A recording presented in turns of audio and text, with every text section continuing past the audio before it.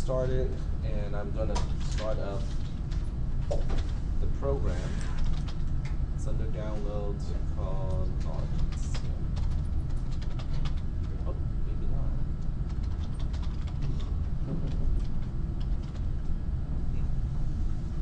I guess we just have to re-download it.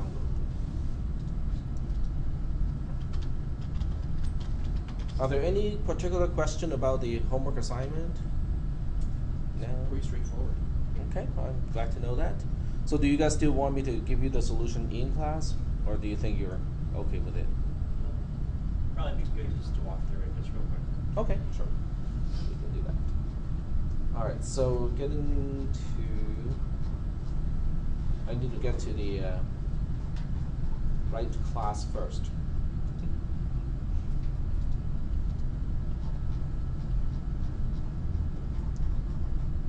Just sign in, and now we need to go to the right class, and then download the Logic Sim.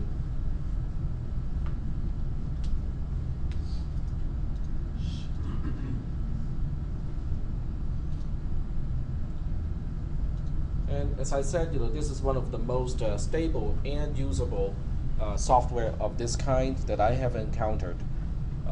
Most of the commercial software are worse than this. Where did they download it to?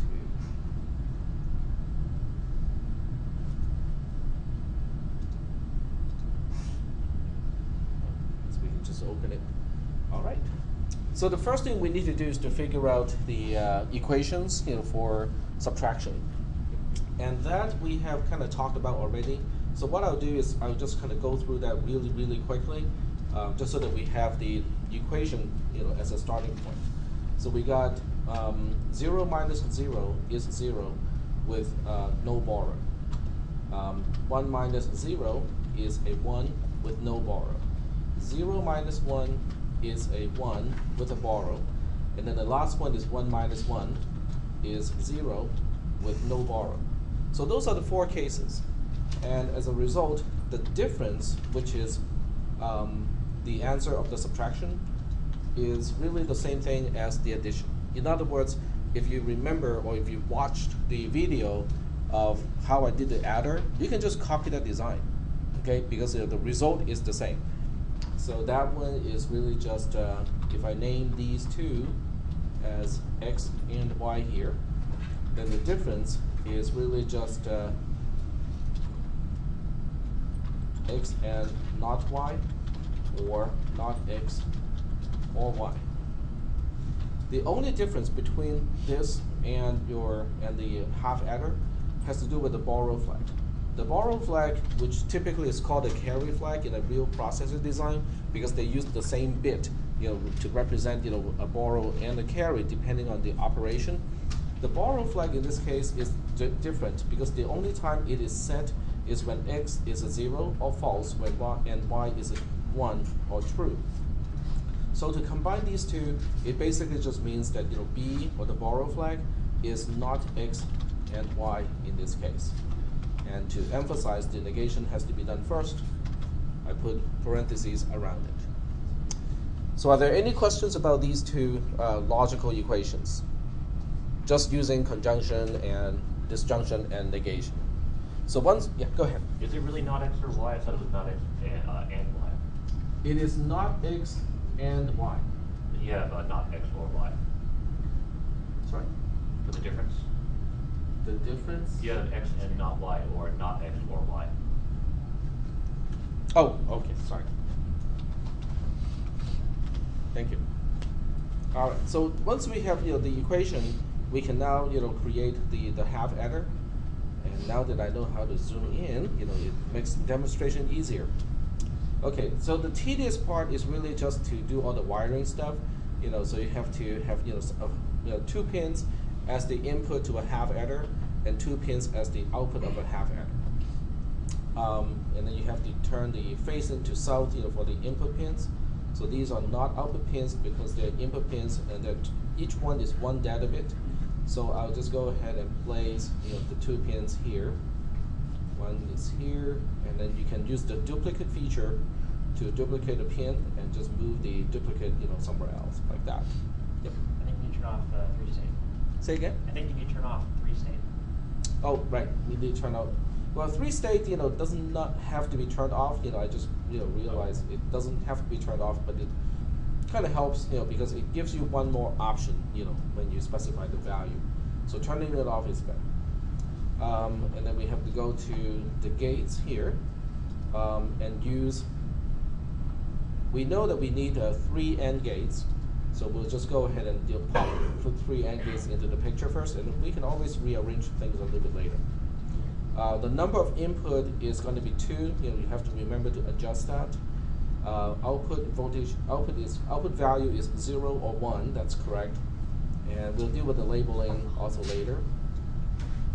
Okay, the negation here, you can use that if you want to. I didn't really mention it in class, but if you want to, what I'm trying to do is to move this over. No, never mind. You cannot use the negation, because the negation applies to both inputs. It cannot apply to just one side of the input, so you can't really use that. We want it to face south. Okay, so we will need 1, and then we have to duplicate it twice. So Control D will do the same thing. Control D and Control D. And then we need 1 OR gate, because of the equation here. So we'll go ahead and use an OR gate. Do the same thing, make it small so that it doesn't take up as much space on screen. And make it face south, just like the other ones. And that should be it. So here's the OR gate. And the OR gate is taking the output of the 2 AND gates, and that's why I place it below these 2 AND gates here. And then we need 3 negation gates, because according to the equation, we have 1, 2, and 3 negation. So we need 3 NOT gates. So now we go to the NOT gate, do the same thing, change the width to narrow, face south, and that's it. So 1 is going to be here to deal with the borrow, and then the other 2 will go to here and here. So we'll do duplicate again, put 1 over here, and then put 1 all the way over here. So now we have all the basic stuff. I'm just kind of realigning things so it looks a little bit better. Oops. Undo. All right. So I put all the NOT gates so that they're kind of well aligned. Now we can draw the wires. So we draw a wire from here to here, and then want to go from here to here. And this is really just a matter of making all the connections. So, and then this one goes to here, then from here to here, and from here to here. All right. How many people think it was kind of fun to do this? At least for the first 2 minutes. And then it gets kind of tedious. It's like, oh man, I have to draw all these wires. Okay, so now we are almost done with a half adder. The labeling of a half adder was not required, so you don't have to label the input nor the output. So now we need 2 more pins for the outputs. So we go back to pins here, and these will face north, and they are output pins, so we have to change them to say yes here. And 1 is here. We can duplicate, put 1 over here, and now we have a half subtractor. Sorry? Oh, I forgot 1 wire. There we go. So now we have a half subtractor, and you really should test it first, because we only have 4 test cases for a half subtractor. So this is 0, 0, and it has a borrow of 0 and a result of 0. It is correct. Change this one to a 1. Now we have 1 minus 0, has a result of 1 and no borrow. That is correct. We have 1 minus 1, which is the last case here. It has 0 as a result and 0 as a borrow. And then the most tricky one is 0 minus 1, which has a 1 as a result and a 1 as a borrow. So I have just verified it works for every single possible case as for the input, so the output is correct for every single case. Now we can group all of these into a single component. So we go to project, and then we add a circuit. We'll just call this a half subtractor. And now you have a new component called a half subtractor. Now whether you want to kind of mess around with the representation, it's up to you. But it doesn't look right to me. You have to copy and paste it. Oh, right, because now it's empty, right? So we'll go ahead and select all. And if you feel that this is going to work, the copy and paste, the cut and paste is going to work, you can be brave and just cut and paste. Paste. And now when we switch to the component view,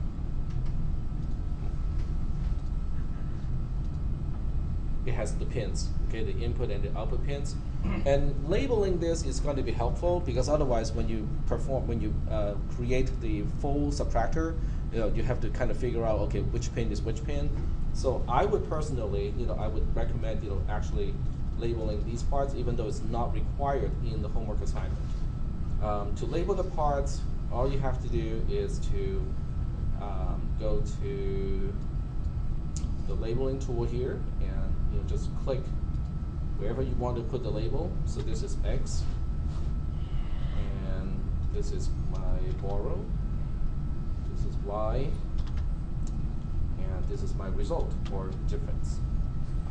And if you don't like it when it's not aligned correctly, just do a little bit of alignment. And now we have a half subtractor done.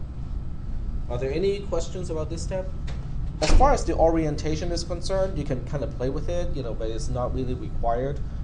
This will be classified as facing east, okay? But if it works well, with you, that's okay. You don't have to change it. So now that we have this one done, we can create the next component. Now you can also do it this way. In other words, you can always go to the project, add a circuit first, and this one is a full subtractor. And from the screen here, you can use the half subtractor and test it as a subcomponent. So in here, I'm gonna pop in like 2 of these names. So do a duplicate and drag it down here. So now we have to figure out how to make the connections between these two, and also figure out how to make my 2 output pins and 3 input pins. There are 3 input pins in this case, because 2 correspond to the numbers that I'm subtracting, and 1 is corresponding to the carry from the previous digit. So when I look at the pins, these are output pins already, so I might as well just deal with the output pins first. There are 2 output pins. One, I would make it face east, so I will put it here. That's the output carry. And then the other one is the output of the entire result, so I would make it face north.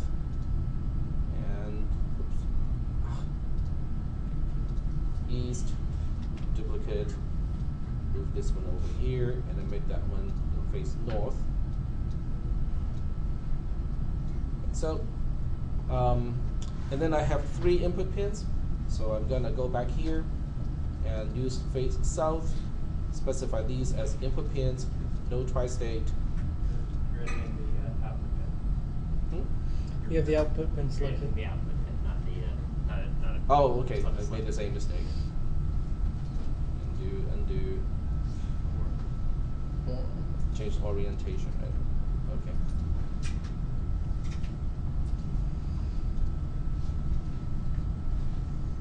These are input pins, no tri-state. Okay, so now we have the 2 coming in as the input, as the numbers to be subtracted. And then the other one coming in from here as the carry from the previous digit. And for this one, I wanted to face west, just so that things are easier, more easily aligned. All right. Now with the subtractor, it's a little bit more tricky than a full adder, because with an adder, addition is commutative. So it really doesn't matter which one is X and which one is Y. It still works out the same way. But with subtraction, it's not quite the same. Okay, so you really have to know which one is being subtracted from which other number. The top one is a little bit easier to deal with because we are subtracting x from y. Oh, excuse me, we're subtracting y from x. So x goes here, and y goes here. But the output of this part becomes important because the subtraction result itself needs to go into the number that is being subtracted, and then we use the borrow from the previous subtractor to subtract, we use this to subtract from the result of the first half subtractor. And then the result goes here. Now we have two borrow flags, and they have to be combined to become the output borrow flag. And obviously the way to do this is the same way, exactly the same way as an adder. We combine these two borrow bits using an OR gate. So once again, we go to the gates, go to OR, specify phase west in this case. 2 inputs is good, so everything looks right. So you just have to put it here and then make the connections.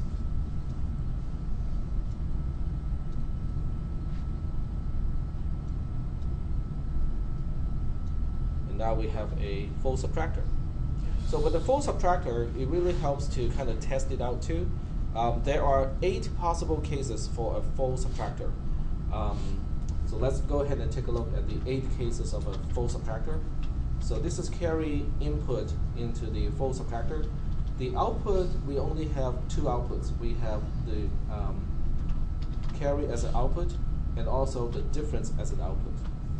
When they're all zeros, obviously the output is going to be, carry out is going to be 0, and difference is also going to be 0.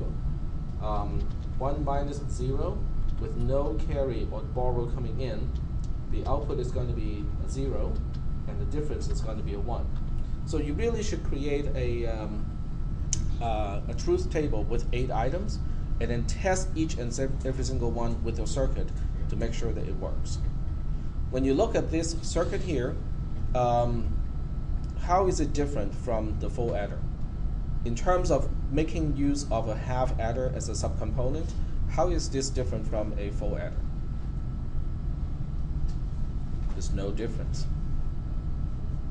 Okay, it is exactly the same. So are there any questions about this? No? Okay. So now I'm going to turn this into a component, just kind of label it, a little bit so that, well, I guess I don't, because the ordering of the pins is clear enough, to me at least, what it does. So now it's time to actually finish up the entire project. Go back to main, and now we can make use of full adders. So we'll just go ahead and use 4 of these, full adders. 1, and then duplicate it 3 times. So now we have the second one. I think I might have made 1 too many. It's making a connection that I don't want. Right. So now we can make pins for the numbers, for the number, or the bits of a number as an input. So we go back to pins, and this is an input pin. So we'll go ahead and make 4 of these first. These are basically A3 to A0. So A3.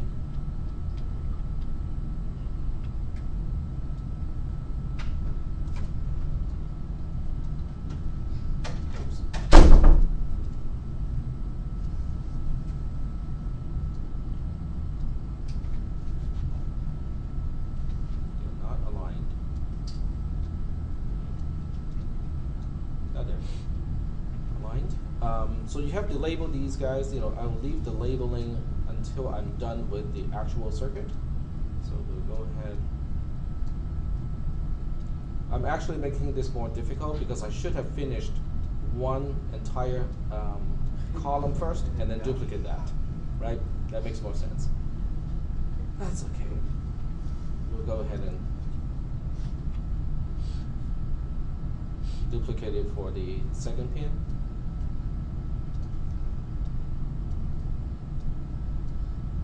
How many people spend like at least 10 minutes more than you need in order to make it look right? It's not time really wasted because eventually, when you go to work, your boss will probably ask you to do that, is to make it look, look right. Okay, so I'm gonna make all the wires and then we'll attach the pins. All right. This pin still connects to a 0. There's no borrow from any prior units. So you go to constants and change the facing to west and the value to 0. Oh, can't specify the 0 right here. So you specify the value to be 0 and then just put that over here, make that connection. And then for all of these other ones, these are just all output pins. So you go back to pin, change the output attribute to 1, and face north. I'm going to have 4 of these things. So we can just duplicate this one, duplicate, and look at these 2, duplicate. So, and then 1 extra one, at the as the carry.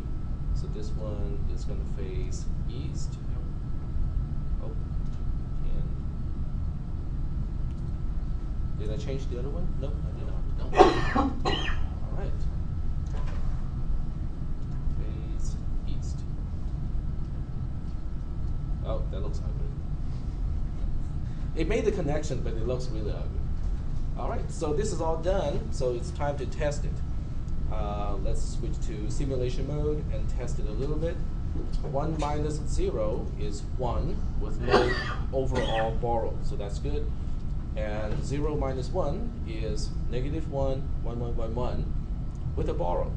So I'm not 100% sure this is actually working entirely, but I'm pretty sure that it's working because I just need to test a few really representative test cases, and if it works for all the representative test cases, typically it's working just fine. Okay. So are there any questions? Obviously I'm not going to get full points because I forgot to label A3 to A0, B3 to B0, and then the result, and also the output carry pin. But for the most part, I just want to show you what the circuit looks like and how to go about doing it. All right. So with this out of the way, I'm going to close only this particular project. I'm going to save it just for this, for the sake of it. So cisp310 Subtractor. Okay. And today we have a new homework assignment. The new homework assignment is based on a design that I uploaded just last night, or really early this morning. I cannot remember which. I was just playing with it last night, to figure out, how to create a memory bus based on logic sim. I take it back. The link is at the wrong place. The link is right here. So if you click this one, it will give you the XML file. So you can just go ahead and right-click on it and save it first. So I'm gonna save it into downloads. Is fine. As long as I know where it is, it's okay. So I go back to. It closed the application. That's okay. I can just write it again.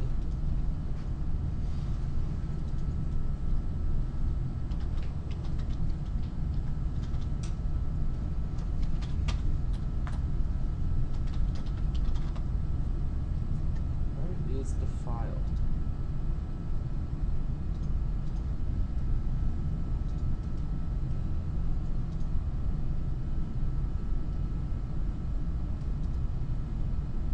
It's under downloads.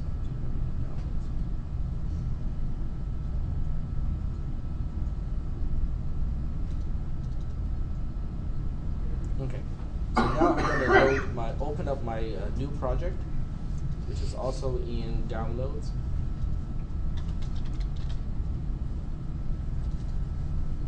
And it's called Memory Bus. This one is a slightly larger design, so it's going to take a little bit more space to display the entire thing. So first thing first, This part here is a memory module. So if you click on this guy here, it shows you it is representing RAM. It has 8-bit of address bus width, 8 bits of data bit width, and it has an interface called one synchronous load / store interface. So we'll go ahead and talk about this module first, or this component first, and then we'll see how it is connected to all of the other components. So today's class, the focus of today's class is basically just to look at how memory, at least logically, is organized in a computer. And then from that, we'll start to talk about, how do we do addressing. All right, so there are, you can see that there are 1, 2, 3, 4, 5, 6. There are 6, individual interfaces into this chip here. This one here, with the label of A, is called the address bus, or the address pins. It specifies which location on the memory chip you want to access. The other one is D. It specifies the actual data. In other words, this is where you will either use to sample the input to change one of the location on the memory chip, or you can use it as an output to output the content of a certain memory location on the chip. So it can be input or output. So D can be input or output. A can only be input because you can only be told which location needs to be accessed. Are we doing okay so far? Okay. Selection here is also called chip select, or CS. Select means this particular chip should pay attention now when that particular pin is a high. If that pin is a low, then you can do whatever you want to do on the address bus. You can do whatever you want to do on the data bus, and the chip does not care, okay? Because it knows that it's not being addressed. Are we still doing okay so far? I'll use an analogy to explain this later too. This one here has no name, but has a little kind of wedge here. It's called a clock line. The clock line is basically one way to say, okay, do it now. Okay, that's the command of do it now. It needs to see a transition. The transition is the command, and say, okay, do it now. This one is load. Load is a little bit confusing. The way most people don't use LD as a symbol for this particular line. It is actually read.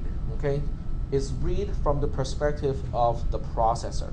In other words, if this pin is a high, it means I want to read content from the memory chip, which also means the data pins will become output. When this pin is a low, it implies it's a write operation. You're writing from the processor to the memory chip. So it should serve, the data pins, the D ones, should serve as input pins. So that's kind of like a direction control. LD is kind of like a direction control of, are we writing to the memory chip, or are we reading from the memory chip? That's input or output? That LD, is that input or output? LD is, if LD is high, or if LD is 1, the data pins become output. Okay, but that's telling it what to do, right? It's telling the memory chip what to do. Okay.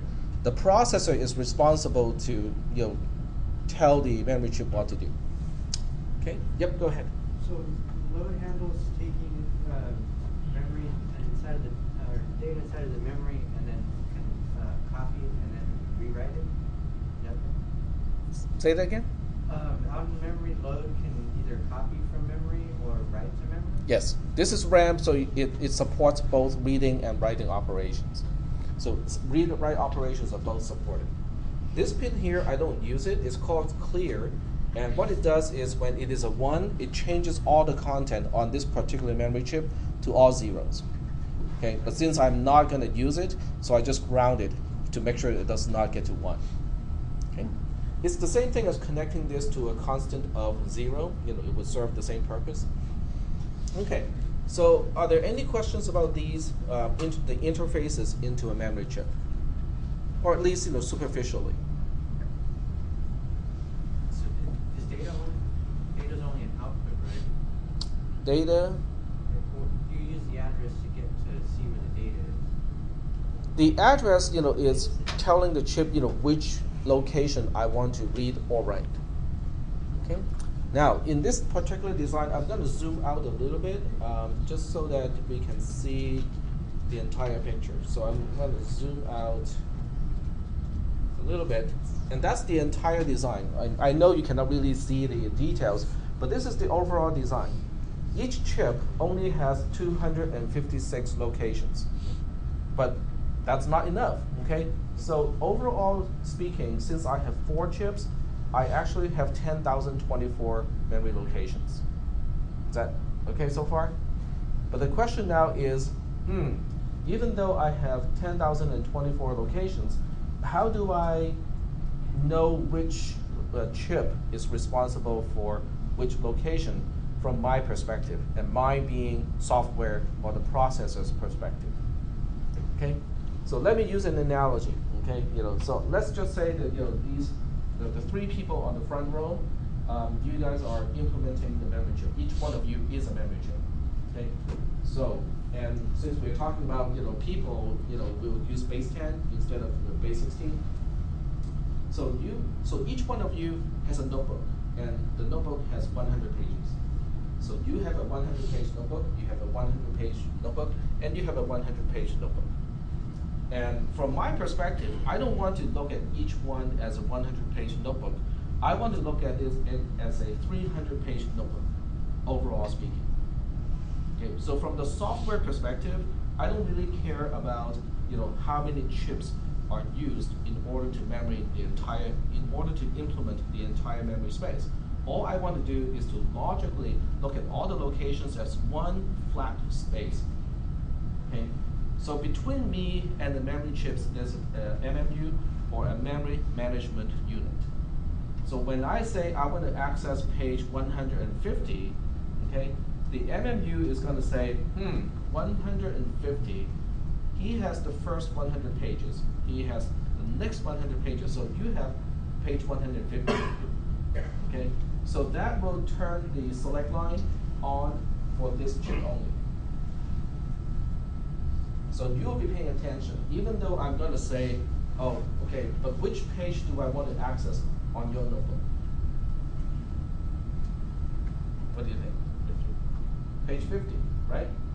So, but I will be saying, I want to access, the memory bus or the address bus, to be more specific, will basically say, I want to access page 50. But since you are not paying attention, and you are not paying attention, you are the only one paying attention, page 50 is the correct page corresponding to page 150 from the logical perspective. Is that okay so far? So that's why we have the chip select, or just the select line, because I only want to activate up to one memory chip at a time. I don't want multiple memory chips to be activated at the same time. Okay. So once I specify page 50 is what I want to access, that's on the address bus, then you'll be responsible to flip to page 50 on your notebook.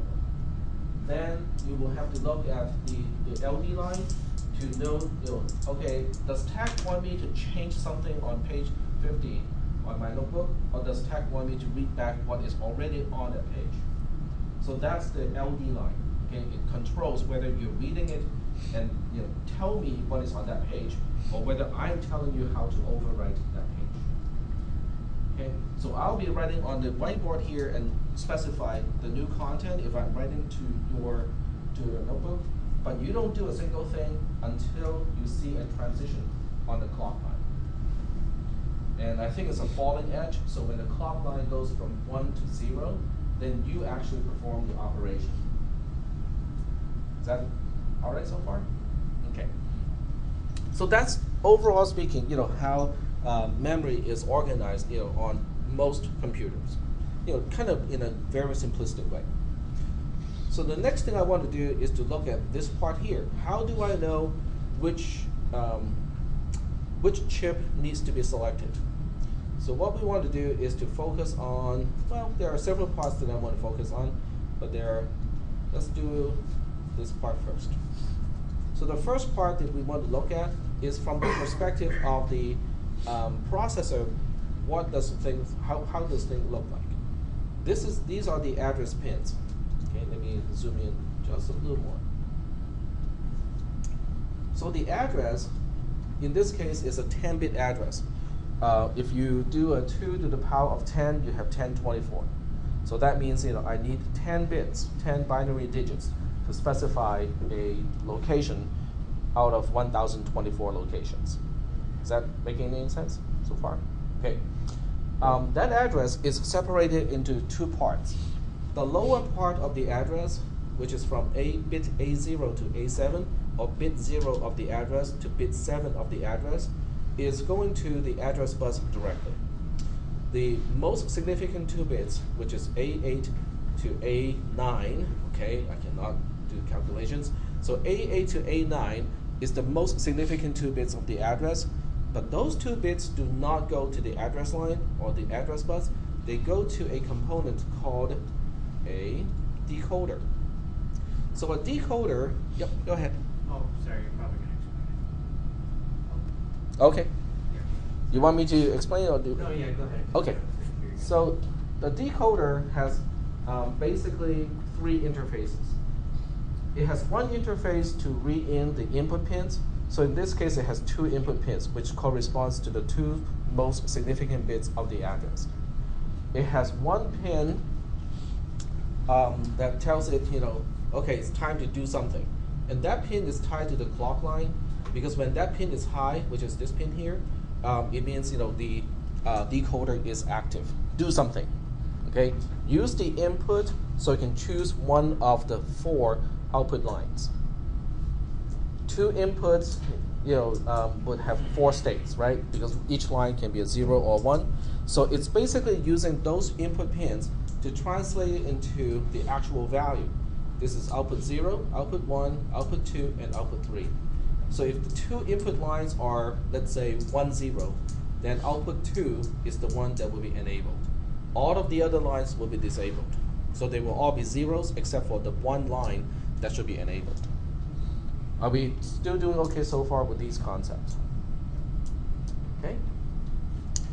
So that's how we can use the most significant part of the address to specify which chip we want to select.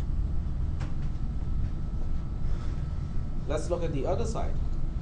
The other side is dealing with the address or the data part of the memory bus.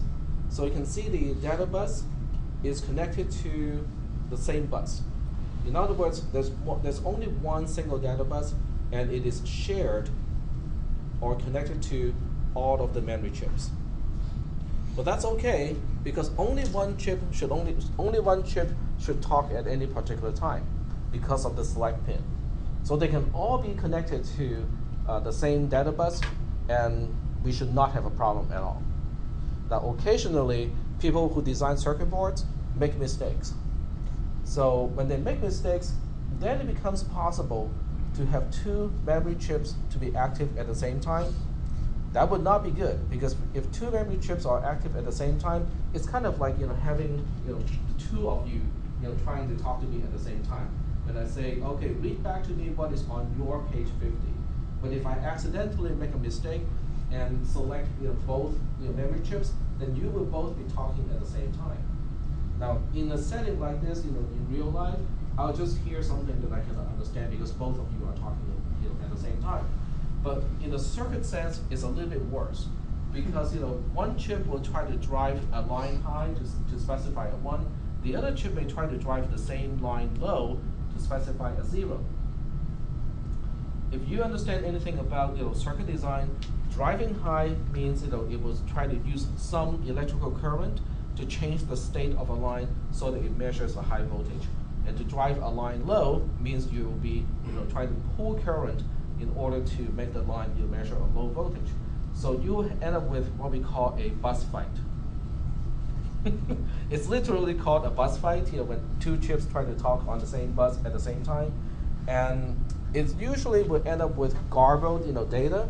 So what I'll be reading as a processor is neither, it cannot be determined. It depends on which chip is slightly stronger. It also depends on my detection thresholds. So basically, when you have a bus fight, the processor will basically end up reading garbage. Okay, but in the worst case, a bus fight can also damage the chips, because there will be way too much current passing between one chip to the next. Okay, because they're trying to fight, right? One is trying to drive the line low high, and the other one is trying to drive the line low. So you end up with a lot of current going between those two chips, and that's not good. Okay. So that's something that the designer of the circuit has to deal with, is make sure there will be no bus fights. So in this case, the data line is connected to this little construct over here, which looks kind of awkward. Let me see if I can change it to place it a little bit closer to the other part. There we go. Okay, so that makes it a little bit easier to zoom in and just look at that part. Okay, so we'll go ahead and take a look at this part here. These are both labeled, D, and they are pins. But they are pins that has multiple bits. In other words, it's not just one corresponding to one bit, it's corresponding to multiple bits. This one is serving only as an indicator. It tells me what the data bus, the state of the data bus itself at all times, and that's why it's connected to the data bus with nothing to protect it. This one, on the other hand, is gated. This is an input pin, which means it will, if I don't have anything like here, it will try to drive the data bus.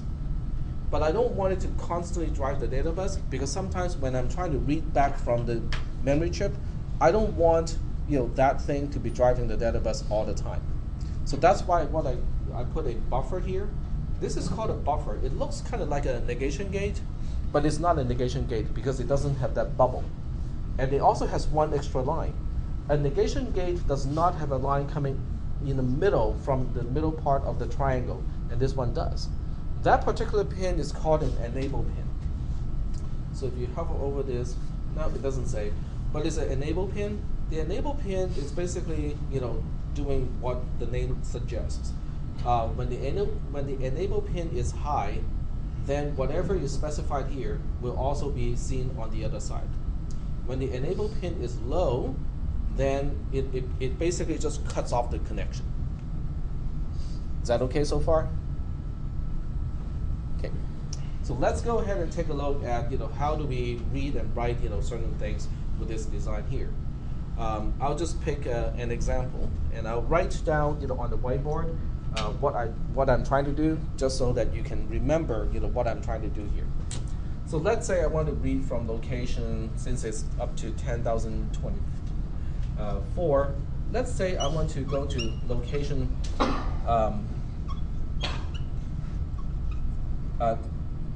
not 10,000, excuse me, 1023, and I want to make this a write operation, and I want to write the content of, let's say, ED in hexadecimal to that location. So now we have a few things that we have to do first. First of all, you have to convert these into base 2 numbers, because one is in decimal, the other one is in hexadecimal. And it's not going to work because this interface, they're all about bits, bits. So you have to change at least, you have to change both of these into binary numbers first. This is 10,020. I keep saying 10,000, but it's actually just 1024. It's 1024 minus 1, and 1024 is 2 to the power of 10.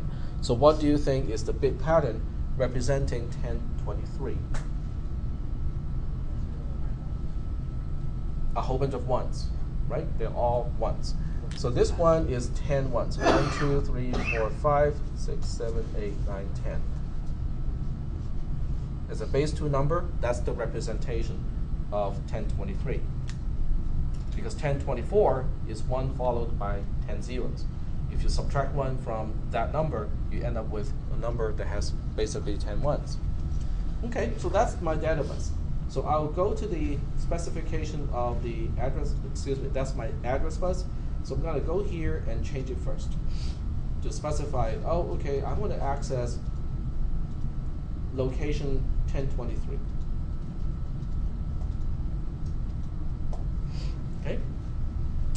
And then when you slide around, hey, where's the chip here? This is supposed to be the chip that I'm addressing, but it's not doing a single thing because I forgot one thing. What am I forgetting? Well, several things, but not several things. You know, I made the same mistake with the 3 chips. The first chip is okay, but I made a mistake with the other 3 chips. Yep, the address bus was not connected, so that means I'm going to have to re-upload this file before you start with your homework assignment. So let me just go ahead and make the connection. But this is actually, yep, go ahead.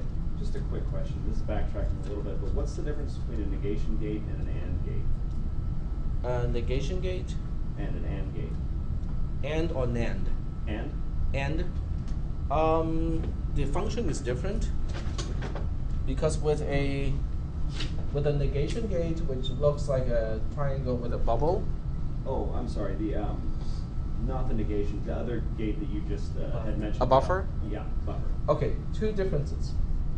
A negation gate looks like this. You always have an input, and it is always driving an output. That is the negated result of the input. Okay, you don't have a choice of whether it is outputting something or not. It's always outputting something.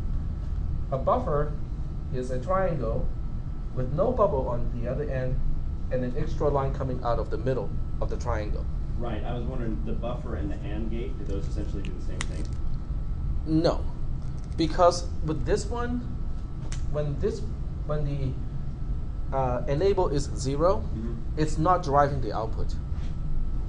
It becomes disconnected. This side, the left-hand side of the buffer, becomes completely disconnected from the other side. Like a switch. Like a switch. Okay. Yeah. So this allows you to have one common thing here that can potentially be driven by different sources. Because you can only have one thing driving this line at a time. So in order to control who is driving that line, you can use this and say, okay, it's not your turn to drive that line, and leave it to somebody else to specify the value on that line. I think what he's trying to say, and maybe correct me if I'm wrong, couldn't you think of an AND gate as having... You cannot, because an AND gate is always enabled. Okay, let's take a look at the difference here. Okay, here's an AND gate. Right. And here's another AND gate. Sure. And this part is common. Okay, so the output of both AND gates are connected here. So now we have. I kind of see what you're saying. Okay, so you're saying that you'll use this as the control, Right. and this one is the value. I think that's fine. Okay, so this one is also another control, and this is another value. Okay, it works only when. It works when there's an understanding that disable means driving low. So when both of these chips are driving low, then it's quote unquote okay. Even so, it's not supposed to happen. You're not supposed to have 2 chips, even though both are driving low, because driving low can be slightly different from one chip to another chip. So even in this case, okay, let's say we have 0 here, and you have 0 here. So the output of this is supposed to be 0. The output of this is supposed to be 0. So you don't really have a bus fight, right? Supposedly, logically speaking, there's no bus fight. But in reality, each chip is manufactured with some differences. So you can still end up with, this chip is only outputting, the driving ability is different. So you can still end up with more current than you want passing between the chips. Yep. In order to make this work properly, don't the controls have to be common? Exclusive or? Correct. They cannot be the same line. Well, they don't have to be exclusive OR. They just cannot be one at the same time. Okay. So normally they're either all zeros. You can have even more gates connected to this node here. It's just that only up to one node can be a 1 at any particular time. Up to 1. They can all be zeros. But if you want to enable 1, you can only have up to 1 to be enabled, and then the rest must be disabled. But even so, they're still driving. In other words, it is still trying to sync current to drive the line low. And because they might have a different syncing ability, you can still end up with current passing between the chips. As opposed to a buffer where it is completely disconnected. Nobody is trying to specify what that line should measure at that time. So this one here, a buffer, is kind of like a transistor. You're basically saying the output is not driven at all. It's not, it's not specified. So am I making any sense? Yeah, there's a little bit. Yeah, I think logically speaking, you are correct. I mean, if you use an AND gate and there's an understanding that the non-specified state is just low, then an AND gate will do something similar to what the buffer can do. Okay. But a buffer, is a little bit different because it basically says, oh, wait, it does not work. This doesn't work because, what if one side is trying to specify the line to be high? The one that is disabled is trying to drive it low, but the other gate is trying to drive it high, so you still end up with a fight. So this doesn't work at all, actually. Okay, so the buffer turns off all the driving, whereas the AND gate is always driving it some way, whether it be high or low. Exactly. Okay, that makes sense. Yep. Yeah, I know, in a programming class, this doesn't make a whole lot of difference, but when you're designing circuits, it does make a big difference. Right.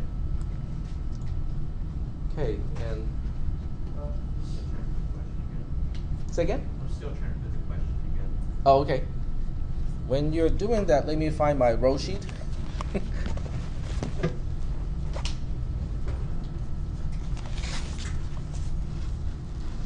Last night I went to my daughter's back to school night, and some of the teachers, take role of parents. I had your report card. Yeah. Based on your attendance. Yeah, they want attendance from the parents, and not only do I have to, write down my name, I also have to write down my phone number and my email address. So the teacher is trying to make a mailing list, just so that he or she has the ability to contact us in case there's a need. Just gonna sell your address. Or that, yes. So you just have to make a new column for your initial. I didn't have a column for today. Okay, so go ahead. You use the buffer to switch between the individual memory modules, right? As far as when you're loading and writing or writing. That is correct, but it's internal to the memory chip already. In other words, when you look at this component, this entire component, it already has its internal buffer, and that's why you don't have to worry about that part. Yep. Okay, but I do have to remember to save the design because I forgot to make the connections to the address bus. Okay. All right. So getting back to this, exercise here, I want to go to location 1023. I did the base conversion. I specified the ones on the address bus, and then the next thing I need to do is to specify: is it a read or write operation? This is a write operation. So in order for this to be a write operation, I need to go back here and say: is it a read or write operation? Now, when it is specified like this, it means when this pin is a high, it is a read operation. When it's low, it is a write operation. Okay. When this pin, okay, let me point to the pin that I'm talking about here. When this pin is high, it is a read operation. When it is a low, it is a write operation. So you have it right. So currently, it is already specified as a write operation. So the rest that I need to do is really to specify what I'm trying to write to the chip. So that means I have to go to the D pins to specify whether I'm reading or writing. This is an output. This is an output pin, so I can't really change the state of an output pin. But this is an input pin, so I can specify the state of the input pin.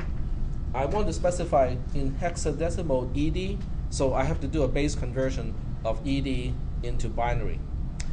base 16 to base 2 conversion, interestingly, is very easy. Base 10 to base 2 is kind of like, well, you have to come up with all the powers of 2, figure out which one is in the number, which one is not. But base 16 is easy.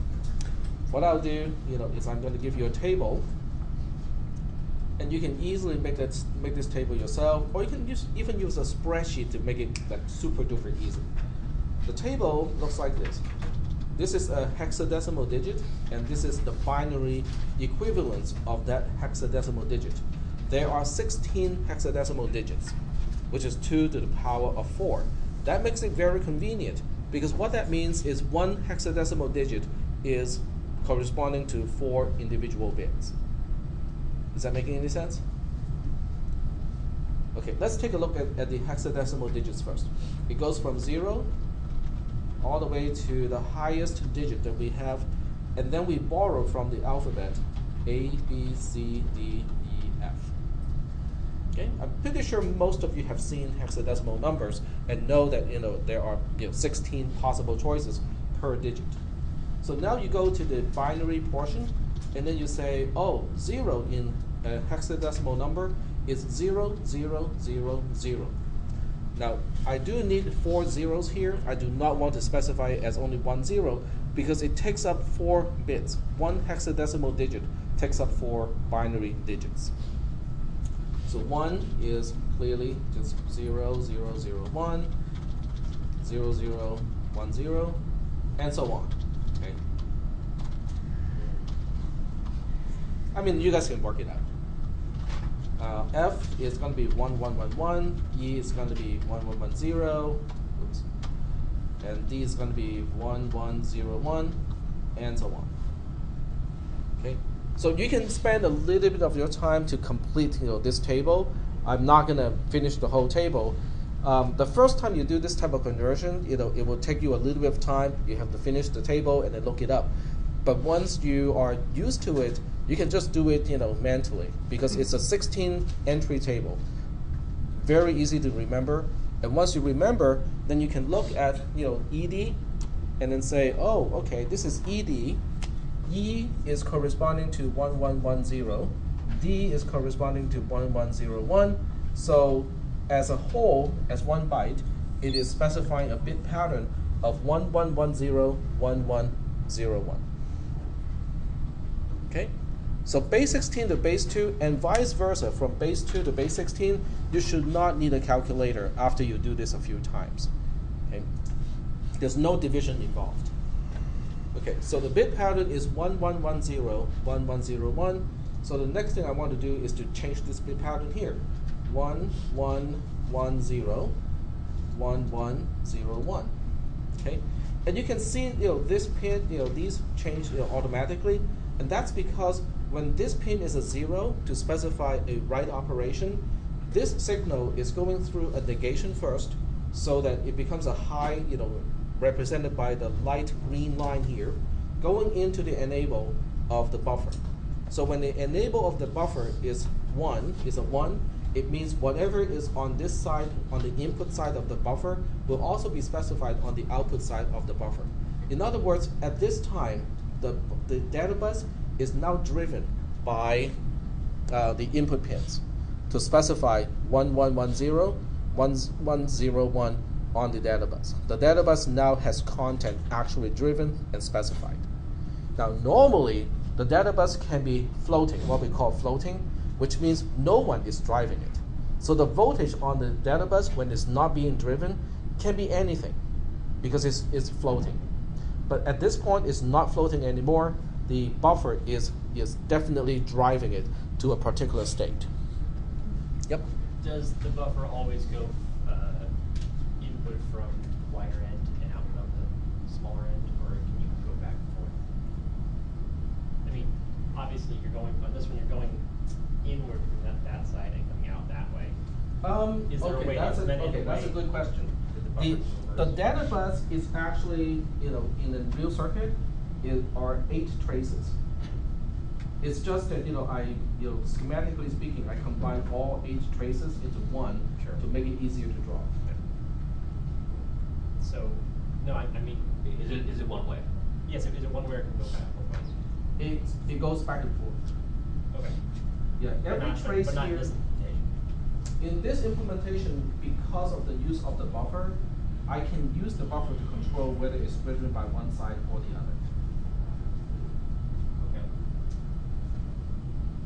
Wasn't the top one your output only? Yes, but that's a pin. You know, basically Right. what a pin does is it's Yeah. just sampling. Sure.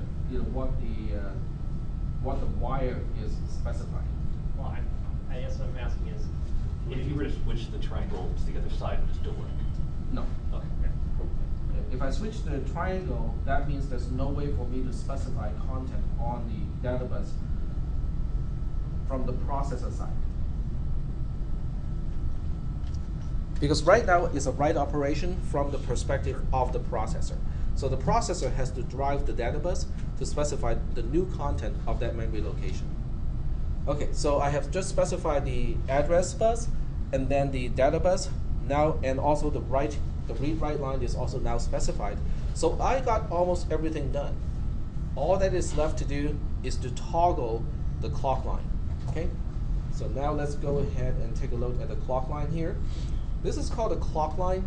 So when the clock line is a high, the first thing it will do is it will enable the decoder. So let me click here. And you can see that the green line is now turning into light green, and the first thing it does is to go into the decoder, and you can see the decoder is enabling only output 3, and when output 3 is enabled over here, you can see that for this particular memory chip, it is addressing location FF. Now, how do I know it's location FF? Well, you can see the row starts with location FC. So this is location FC. This is FD, FE, and location FF. So it has the crosshair on the right byte, okay? But it hasn't done a single thing to it yet, okay? So at this point, it has only addressed it, but it hasn't done a single thing about it yet. That's because the actual operation of writing to it or reading from it occurs when the clock line goes from high to low, when it sees a transition, what we call a high to low transition or falling edge. And right now I'm only getting the line to a high state. The transition has not happened yet. Are we still doing okay so far with that concept? Yep. So, sorry, can you go over that again? Okay, absolutely. So at this point, what we have done is to specify the address bus, which specifies which location do I want to access. As a part of the address bus, it goes through a decoder, and the decoder will specify the correct chip. Out of the 4, it will select one of them to be the chip that contains that location. Okay, I specified content on the data bus because this is a write operation. I want to change the content of one location of one of the memory chips. So I have done all of that so far. Okay, the clock line going into a memory chip will see a transition. Oh, okay. Memory value changes. Okay, I got it wrong then. I thought it's a falling edge, but it's actually a rising edge. So that means I need to do it one more time in order for that location to change.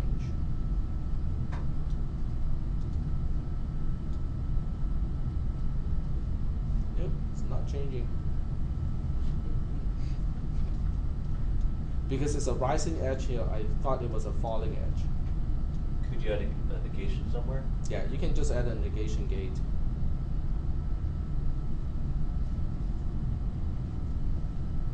Okay. The data bus definitely is has the content already. It's just not sampling it at the right time. Are you sure about the read-write as being 0 for Yeah, I'm pretty sure. Because when you hover a pointer over here, it says if one load memory to output. So It's serving as an output. right. So if So I want you're trying to write it and it's not a 1, so you can't write it. okay, but the documentation here is from the perspective of the memory chip itself. So when you look at this documentation here, load memory to output Oh, It's okay, the yeah, output gotcha, of the gotcha. memory chip, which Read, becomes a yeah. read operation from the processor's perspective.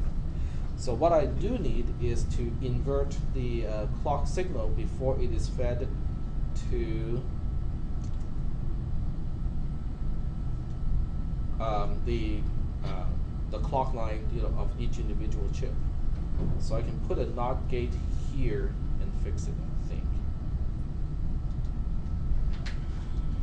Okay, let's take out this segment here and add a NOT gate to it.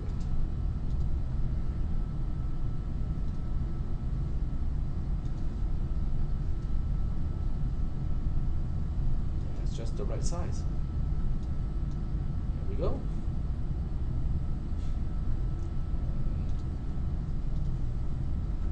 Okay, so it's a 0, and nothing should be done at this point. And then I clock it. So now you should see a low to high transition, and it took the specification on the data bus and changed the content on the memory chip itself. So I wasn't reading the documentation right, and used the wrong transition. I was assuming it was from the high to low transition, but it's only clocking from a low to high transition. Is that part okay? That's kind of what I was asking. So when it goes from low to high, then it actually does the. It gets the job done, right? But when it's not seeing the transition, it might have the crosshair on the right byte. It knows which byte you want to do something to. It understands the nature of the pending operation, but it won't do a single thing until it sees the rising edge on the clock line. Okay, yep, go ahead. The fourth memory block looks like they updated the addresses for all Fs, but I think 3 is still on 0, so that's the reason why that hasn't updated its address. Say again? Well, all these are Fs. Yeah. The one above it are all 0s, and the 2 Because above they those- have not been selected. Right. So if you were to select it, they would update it? Yes. Okay. Yeah, because basically, I can scream all day long about page numbers and whatnot, but until you are selected, until I say you are the memory chip, you're not going to flip the pages. Sure. You're not going to waste your energy to flip the pages. So until I tell you, okay, you are the memory chip that I want to address, then you will pay attention to the address bus page and flip to that particular page. And all I'm thinking is if it's a relative thing where it's just page 50 for me, page 50 for him, page 50 for him, why would it suddenly go to Fs as opposed to making it sort of like 250 or 350 or so? Those just look like labels, so it's probably just the program giving you something. It scrolls to the portion that is. Because it's not something the chip itself actually remembers. Okay, I get that makes sense. Okay, so let's try a read operation. A read operation is a little bit easier. So what I will do is I'm going to change. You can actually right-click on a memory chip and edit the content of a memory chip. So what I'll do is I'm going to go to a particular location here and change its content, and I'll try to read it back as a bus operation. So I'm going to go to here and just change that. Let's see.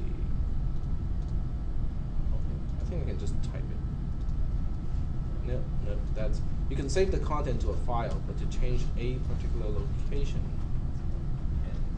yep, you just type it. So I want to change this one to, let's say, A5, okay? So this location is now changed to A5, and I want to read it back. This entire row is F0, so that makes this FF, FE, FD, this is FC. Are we doing okay so far? Okay. So this is FC, and it belongs to the third chip, okay? All right, so now we have to specify another operation. The next operation, we have to first specify which location am I reading from. The chip itself is 10, okay, because it's chip number 2, because we count the chips from 0. Chip 0, chip 1, chip 2, chip 3. This is the second last chip, is chip 2. In binary, it is 10. The location is FD. Is it FD? No, it's FC. Because it's FF, FE, FD, and FC. So FC is 1111, that's F. C is 1100. So I have to specify this on the address bus so that we are going to the right location. So I scroll to the address pins and change the address pins to 10, 1111, 1100. I also have to make sure that I am now specifying a read operation by changing this 0 to a 1. But nothing should be happening just yet. Okay, so if I take a look at the address bus, oh, it changed it already. It didn't wait for the clock. Because the clock is still high, which means it's not supposed to be. It has it. Well, it has the crosshair on it already, but because the clock has not done the transition, it really should not be outputting the content just yet. It should wait for the clock line to go back to low, and then go back to high, and use the rising edge to indicate now is a time to latch out the content of the memory. But it didn't wait. It just did it right away anyway. Could that be because it's already turned on? Sorry? Could that be because it's already turned on? No. This chip was not turned on previously. No, I mean the clock switch or the clock. Well, the documentation says memory value updates. Oh, okay. So it only applies when I'm writing to memory. When I'm reading from memory, it just does it right away. It doesn't wait. That's okay. That kind of makes sense. So read operation is a whole lot easier. You don't have to do anything to the clock line to read something. But when you're writing, you have to use a rising edge to indicate, okay, now the data on the data bus is ready. It is stable. Now go ahead and write to the actual content of the memory. All right. I have a question. Yep. So the processor is reading off that data bus, but the buffer is off. So the buffer is turned off, right? Yes, the buffer is turned off because I'm not writing from the processor to the memory. So when you specify a read operation, it goes through a negation here before it goes to the enable of the buffer. So the buffer is off. So even though the input pins is specifying 1110, 1101, that content is not on the data bus because it just cuts it off completely. And right now, the data bus is driven by the memory chip, not the processor. Where does the processor read from? The processor will be reading from these pins, Oh, okay. which is reflecting the content on the data bus. All right. So I think I'm going to defer the due date of this assignment. I originally had it set to next Thursday, but I'm going to defer to the Tuesday after that, just so that we have a little bit more time on next Tuesday to talk about this. But it's pretty much done. Okay, the assignment is out there already. This design does work. I have demonstrated how to do a write operation, how to perform a read operation. If you read my notes, it has information related to this, but not to this detail, because I was writing those notes before I had access to a simulator. Remember, I got this about a week ago, so I was kind of learning how to use the tool when you guys are doing your homework assignment too. So we'll defer the homework assignment, the due date, to about 9 days later. No, wow. That would make it, if I make it due the Tuesday after next Thursday, you guys have, 10 days to do it? More than 10. That makes it the 23rd? Yeah, something like that. Yep. But I would still start on it as soon as possible. If you can get it done early, hey, you just have one thing out of your way and you don't have to worry about it. All right, well, that ends today's class. I'm going to re-upload this file just to make sure that the one on Moodle is correct, has all the updates.